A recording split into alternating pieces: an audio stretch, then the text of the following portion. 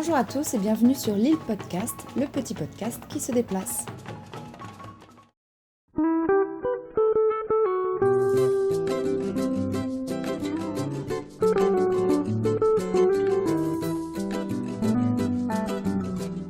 Bonjour Nico et bienvenue sur Lille Podcast.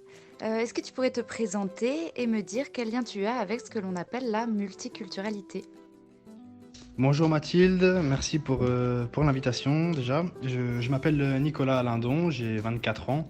Je suis né à Milan, donc en Italie, d'une mère italienne et d'un père français. Donc je suis confronté à la biculturalité, je dirais, depuis que je suis né, et notamment au niveau linguistique, parce que nos parents, avec mes frères et moi, nous ont appris les deux langues dès l'enfance. Et je dirais aussi le fait d'avoir grandi en Italie jusqu'à mes 18 ans et fréquenté l'école française en Italie. Donc, pendant 15 ans, le système scolaire français, le programme scolaire français dans un pays autre qu'est l'Italie avec sa culture et son mode de vie. Et puis aussi, dernier élément, un contexte assez international à l'école française, puisqu'il y avait à la fois des élèves français, fils d'expatriés, des Italiens 100%, des hybrides un peu comme moi, franco-italiens, et puis des étrangers, autres que français et italiens. Comment définirais-tu ce terme de multiculturalité, ou peut-être même plutôt de biculturalité comme tu l'as dit, et qu'est-ce que cela représente pour toi ? Je définirais le terme de multiculturalité comme une réalité sociale contemporaine, la coexistence au sein d'un même espace de plusieurs cultures, dans un pays comme la France aujourd'hui, avec une histoire aussi migratoire. Plusieurs cultures se retrouvent au sein de ce même espace et coexistent. Après, personnellement, c'est un terme très descriptif qui décrit du coup une réalité, mais moi je me sens plus proche d'un autre terme que j'appellerais d'interculturalité ou d'interculturel. C'est un terme qui me tient à cœur et qui pour moi définit plutôt l'interaction entre les différentes cultures. On vit ensemble, mais c'est pas pour autant qu'on interagit et qu'on apprend à communiquer. Donc pour moi, l'interculturel, c'est un défi en 2020 pour un certain nombre de pays dans le monde et la France avant tout. C'est très intéressant ce que tu dis sur la différence que tu apportes entre la multiculturalité et l'interculturalité. Est-ce que tu crois qu'on pourrait imaginer en fait ces termes-là aussi à l'échelle de l'individu ?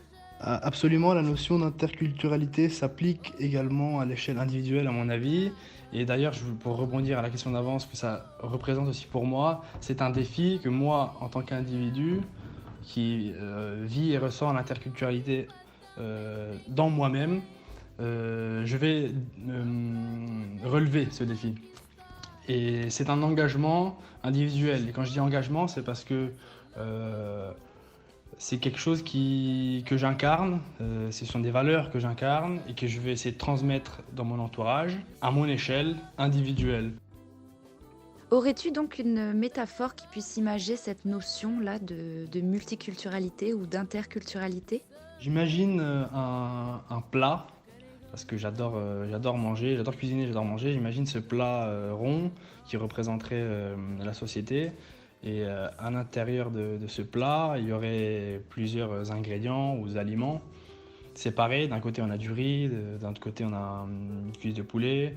Ensuite, des bons légumes cuits et épicés avec une salade qui sont un peu compartimentés.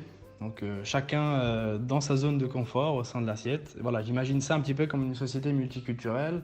L'interculturalité au sein de ce plat, c'est mélanger ces ingrédients, tester des nouvelles combinaisons, sortir de sa zone de confort, risquer, tenter ces nouveaux assortiments et après voir ce que ça donne et puis apprécier. Tu sous-entends finalement que la salade et le poulet, ils vont avoir envie de se mélanger. Qu'est-ce que tu leur dirais à ces ingrédients pour qu'ils aient envie de se mélanger ? Je leur dirais, n'ayez pas peur, lancez-vous, testez, risquez. Au pire, vous ne mélangerez pas. Mais en tout cas, j'inciterai à essayer.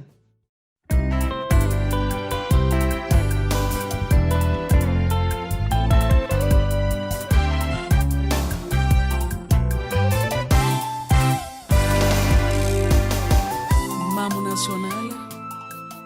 Cette multiculturalité, toi, comment est-ce que tu la vis au quotidien? D'abord au niveau individuel, c'est le bilinguisme qui prime au quotidien. Tous les jours, je parle, je communique, je pense en français et en italien. J'ai même, je pense, une façon par exemple avec mes frères, de communiquer complètement particulière. On commence une phrase dans une langue, on la termine dans une autre. Et puis au niveau familial, vivre partagé entre une famille italienne et une famille française, ça c'est aussi cette ambivalence-là. Ensuite, je dirais dans mon couple, parce que depuis 2 ans, je sors avec Nadia qui a grandi en France, d'une mère rwandaise et d'un père congolais, qui elle aussi est un petit peu hybride culturellement parlant et elle vit son identité africaine au quotidien, que j'ai l'occasion de connaître, de découvrir. Un échange permanent entre elle et moi, notamment au niveau musical, donc musique et danse, et au niveau culinaire également. C'est toujours en tout cas une source d'enrichissement mutuel. Et c'est pas toujours facile, parfois c'est un défi comme j'ai dit tout à l'heure. Mais nous, on a une façon de l'appréhender plutôt positive et ça nous apporte beaucoup mutuellement. Un petit mot également sur mes amitiés. J'ai connu beaucoup de monde à travers mes expériences. J'ai eu la chance de vivre plusieurs expériences de vie dans des pays différents, ce qui a fait que j'ai rencontré des personnes très différentes. Et rencontrer pour moi des personnes différentes, c'est une façon d'en apprendre plus sur le monde. C'est une façon de m'éduquer, moi, en tant qu'être humain. Mon regard sur le monde s'étend grâce à mes relations amicales.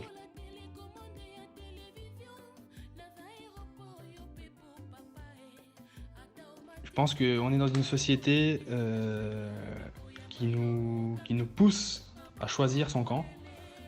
On est sans cesse catégorisé, on est catégorisé par les autres et nous-mêmes, on a ce réflexe parfois un peu de se mettre dans des catégories, alors que je déteste ça. Et avec les années et les expériences, j'essaie de me déconstruire de cette catégorisation sociale et essayer d'appréhender ma double culture, mon identité différemment, sans devoir choisir entre l'Italie ou la France.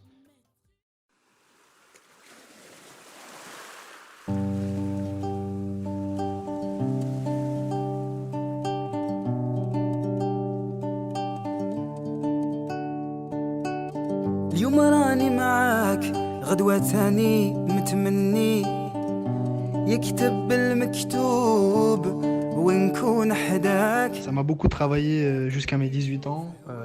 Et à cette époque-là, travailler, ça veut aussi dire que c'était un peu une source de frustration.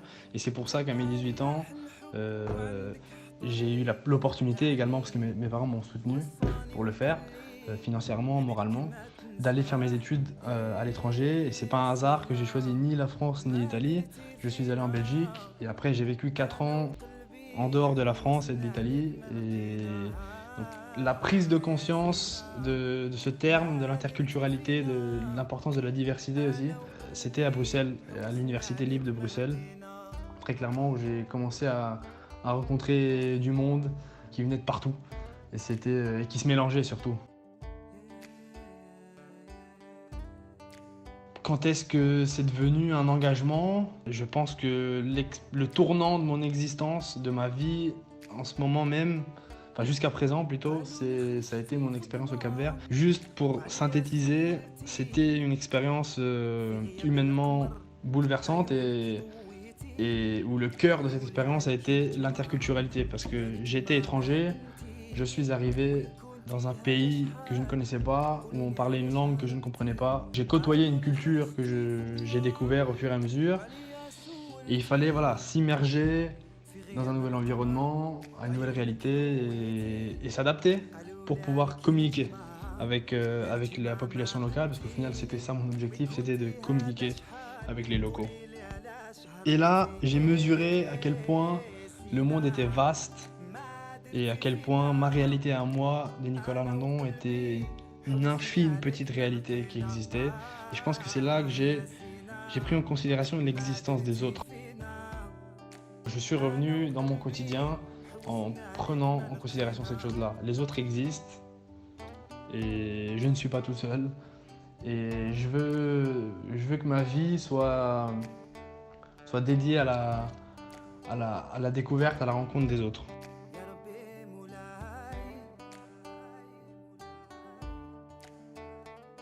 Penses-tu que l'on fait le choix alors dans sa vie d'aller découvrir les cultures que l'on souhaite et d'épouser peut-être les cultures qui ne sont pas a priori les nôtres? On ne choisit pas d'où l'on vient et si on est confronté à plusieurs cultures dès le départ, c'est pas un choix. Je pense qu'on a le droit d'épouser une autre culture, d'en rencontrer d'autres. C'est un combat, certes, d'en épouser plusieurs. Pour moi, la question de la transmission est centrale. Qu'est-ce que je vais transmettre à mes enfants ou aux personnes à mon entourage, plus généralement? Eh bien, je pense que je transmettrai ce que je suis. Et il y a des choses que je sais déjà et d'autres que je découvrirai avec le temps. Qui habite mon corps et que je définirais un peu comme ma philosophie de vie, ma façon un petit peu d'appartenir au monde. C'est une phrase que j'ai tatouée sur mon torse en créole capverdien. Anos il mundo, ça veut dire nous sommes du monde, nous appartenons au monde et c'est exactement ce que je ressens.